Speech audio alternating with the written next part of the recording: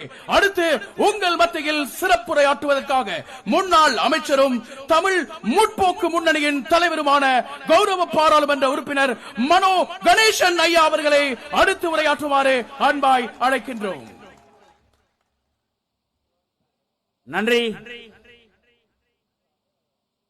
அடுத்த மாதம் இந்த சந்தர்ப்பத்திலே எங்களது நாட்டை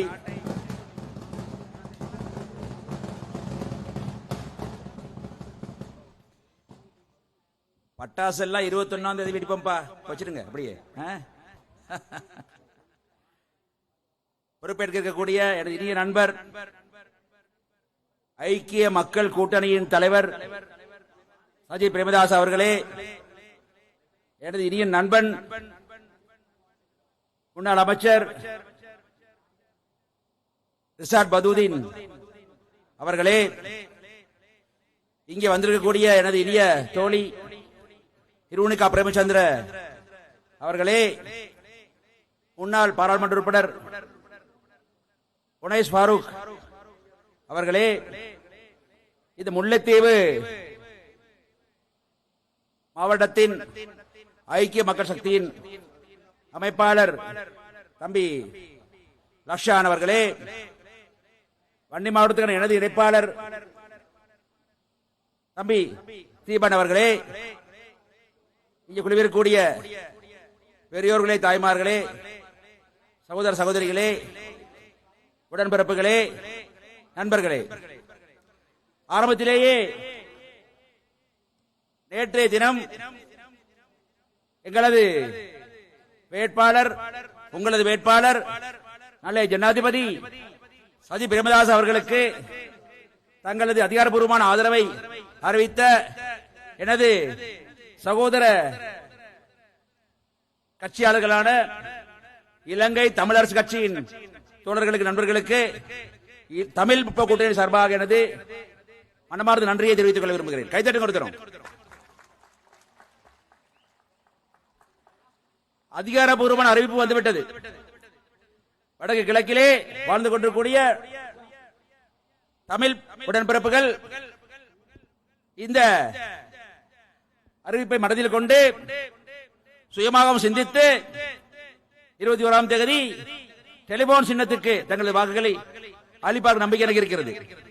அதே வேளையில் வடகிழக்கில் வாழ்ந்து கொண்டிருக்கூடிய எனது இஸ்லாமிய உடன்பிறப்புகளை நண்பன் ரிஷாட் பதூதீனும் அதேபோல் நண்பர் ராவ் ஹக்கீமும் உனைஸ் ஃபாரூக் போன்ற நண்பர்களும் சேர்ந்து கூட்டிணைந்து அவர்களை வழிநடத்திக் கொண்டிருக்கின்றார்கள். ஆகவே வடகிழக்கில் வாழ்ந்து கொண்டிருக்கூடிய தமிழ் பேசும் மக்கள் ஒட்டுமொத்தமான முறையிலே சஜித் பிரேமதாஸ் அவர்களை ஜனாதிபதியாக்கும் அந்த மாபெரும் படியிலே பயணத்திலே தங்களை இணைத்துக் கொண்டிருக்கிறார் என்பது வெள்ளை மலையாக தெரிகிறது. அதே போல வடக்கிலும் கிழக்கிலும் வாழ்ந்து கொண்டிருக்கூடிய சிங்கள சகோதரர்களும் கூட சஜித் சஜித் சஜித் என்ற கோஷத்துடன் தங்களை இணைத்துக் கொண்டிருக்கின்றார்கள். ஆகவே வடக்கு கிழக்கு ஒட்டுமொத்த முறையிலே சஜித் பிரேமதாச அவர்களது தொலைபேசி சின்னத்துக்கு வாக்களிக்க தன்னை தயார்படுத்திக் கொண்டிருக்கின்றது. அது இப்படி என்றால் தெற்கிலிருந்து வரக்கூடிய நாலு கதை சொல்கிறேன், பாருங்கள், எழுதி வைத்துக் கொள்ளுங்கள். நூரலியா மாவட்டம், கண்டி மாவட்டம், கேகாலை மாவட்டம், ரத்தபரி மாவட்டம், களுத்துறை மாவட்டம், பதலை மாவட்டம், கொழும்பு மாவட்டம், கம்பா மாவட்டம், அனைத்து மாவட்டங்களும் இப்பொழுது எங்கள் பக்கம் வந்துவிட்டது என்பதை உங்களுக்கு அறிவிக்க விரும்புகிறேன். எண்ணிக்கொள்ளுங்க சரியா எத்தனை மாவட்டம்? வடகிழக்கில் 8 மாவட்டங்கள், நாச எத்தனை மாவட்டம் பாருங்க. ஆகவே இன்னும் சில நாட்கள் இருக்கின்றன, 2 வாரம் இருக்கின்றது. அதுக்குள்ளே ஏழைய மாவட்டங்களை நாங்கள் நிச்சயமாக வெற்றிக்கொள்வோம் நம்பிக்கை எனக்கு இருக்கிறது. ரணில் விக்ரமசிங்கே அவர்கள் எங்களது முன்னாள் பிரதமர், இனி நண்பர் தான். இங்க இருக்க எவருக்குமே அவர் மீது கோபம் கிடையாது, அனுதாபம் தான் இருக்கின்றது. பாவமா இருக்கிறது பார்த்தால் இப்பொழுது அவரது சீருடையை மாட்டிவிட்டார்கள். அன்று இருந்தவாறு இல்லை, இப்பொழுது வேறு மாதிரி உடையை உடுத்திருக்கிறார். அவர் பாவமா இருக்கிறது. அவர் நாடு பக்கம் சென்று சில உண்மைக்கு புறமான கருத்துக்களை சொல்லிக் கொண்டிருக்கின்றார். என்னவென்றால், ஒன்று, சஜித் பிரேமதாச அவர்கள் கோட்டாபய ராஜபக்ச இந்த நாட்டின் ஆட்சி வந்த பொழுது அதை ஏற்றுக்கொள்ளாமல் ஓடி வளர்ந்து விட்டதாக உண்மை புறம்பாக பொய் சொல்லிக் கொண்டிருக்கின்றார். பிழை, அப்படி அல்ல. நாங்கள் எதிர்கட்சி அணியிலே ஏறக்குறைய 50 எம்பிக்கள் இருக்கின்றோம். ரணில் தனியொரு மனிதர் தான். அவர் பாராளுமன்றத்துக்கு ஒரு 3 மாதங்கள் பிறகுதான் வந்து சேர்ந்தார். அது உண்மை.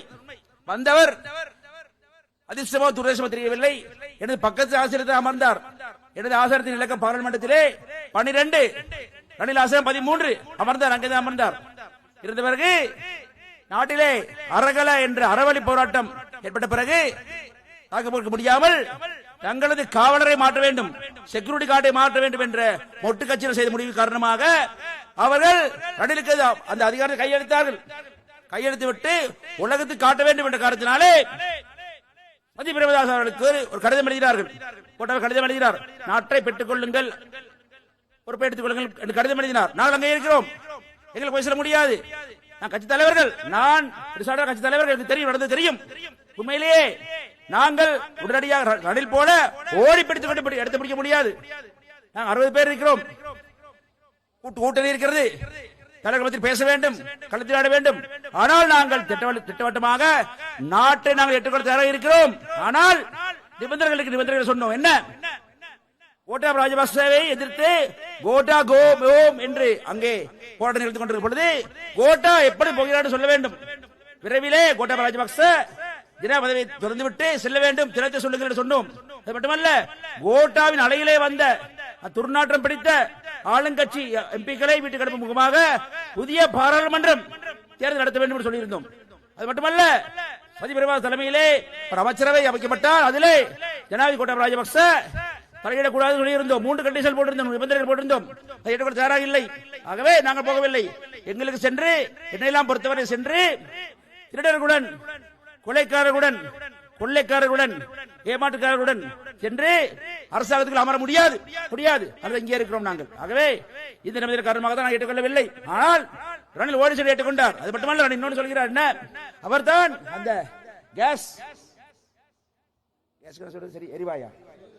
எரிவாயு வரிசை, உணவு வரிசை, மருந்து வரிசை, எண்ணெய் வரிசை, பெட்ரோல் வரிசை சொல்றார். அப்படி அல்ல. ரணில் ஆட்சி ஏற்றுக்கொண்டது 2022 வருஷம் மார்ச் மாதத்திலே பிரதமராகி மே மாதத்திலே ஜனாதிபதியானார். ஆனால் 2021 வருஷத்தில் டிசம்பர் மாதத்திலேயே எங்கள் அயலாளர் இந்தியா, பாரத தேசம், பிரதமர் நரேந்திர மோடி அவர்கள் இலங்கைக்கு $4 பில்லியன் அமெரிக்க டாலர், 400 கோடி அமெரிக்க டாலர், அதாவது இலங்கை நாணயத்திலே 1,20,000 ரூபாய் தருவதற்கு கொள்கை முடிவெடுத்து விட்டார்கள். ரணில் போய் பெற்றுக் கொடுக்கவில்லை, அவர்கள் தந்தார் எங்களுக்கு. அது ரணில் போய் ஜனாதிபதி அமர்ந்தனாலே அதை பயன்படுத்தினார். அதை பயன்படுத்தினால்தான் தான் இந்தியாவில் நாங்கள் உணவு வாங்கினோம், எண்ணெய் வாங்கினோம், மருந்து வாங்கினோம், எல்லா பொருட்களும் வாங்கினோம். அது மூலமாக தான் அது வரிசை இல்லாமல் போனது. ஆகவே வரிசைகளை ஒழித்தது ரணில் என்று சொல்வது பொய். பிரேமதாச அதிகாரம் தந்த பொழுது அதை ஏற்றுக்கொள்ளாமல் ஓடி சொல்வது பொய், மறந்து விட வேண்டாம். ஆகவே ரணில் விக்ரமசிங்கே இப்பொழுது எங்களை பாருங்கள், மைத்ரிபால சிறிசேன ஜனாதிபதி, முன்னாள் ஜனாதிபதி இப்பொழுது தனக்கு தனது ஆதரவு யாருக்கும் இல்லை என்று சொல்கிறார். நாங்கள் சொல்கிற ஆதரவு வேண்டாம் என்று சொல்கிறோம். அவர் ஓய்வு நிலையில் இருக்கிறார், மஹிந்த ஓய்வு நிலையில் இருக்கிறார், சந்திரிகா இருக்கிற ஓய்வு நிலையில் இருக்கிறார்.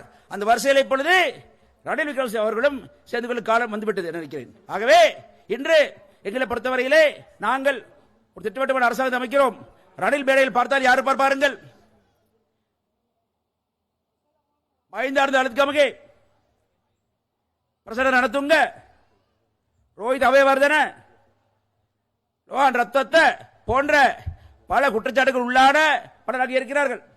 எங்களில் யாருக்கு பாருங்கள், மனோ கணேசன், பதூதீன், ராவ் ஹக்கீம், அரசடி சில்வா, பாட்டாளி சம்பிக்கிறனவக்க, அர்ஜுன் நடத்துங்க, பலர் நாங்கள் இருக்கிறோம். ஆகவே கபீர் அசீம், ஹிரான் விக்ரம் மட்டும் பலர் இருக்கிறோம் இங்கே. ஆகவே எங்களது அணி சிறந்த அணியாக இருக்கு. அது மட்டுமல்ல, நாட்டை வாழ்ந்து கொண்டிருக்கூடிய மலைய தமிழர்களையும் இஸ்லாமிய தமிழ் சகோதரர்களையும் பிணைத்துப்படுத்தக்கூடிய பிரதான கட்சிகள் இந்த மேடையில் இருக்கின்றன. நேற்று இலங்கை தமிழரசு கட்சியும் அதற்கு அளித்து விட்டது. ஆகவே தமிழ் மக்களையும் மலைய தமிழ் மக்களையும் முஸ்லிம் மக்களை பிணைத்துப்படுத்தக்கூடிய கட்சிகள் இங்கே இருக்கின்றன, சிங்கள மக்கள் இங்கே இருக்கிறார். ஆகவே ஒட்டுமொத்தமான தமிழ், முஸ்லிம், சிங்கள, பௌத்த, இந்து, இஸ்லாமிய, கத்தோலிக்க என்று சொல்லக்கூடிய எல்லாரையும் ஒன்று சேர்த்து இலங்கை அணி இங்கே இருக்கிறது. கைதட்டி கொடுத்தோம்.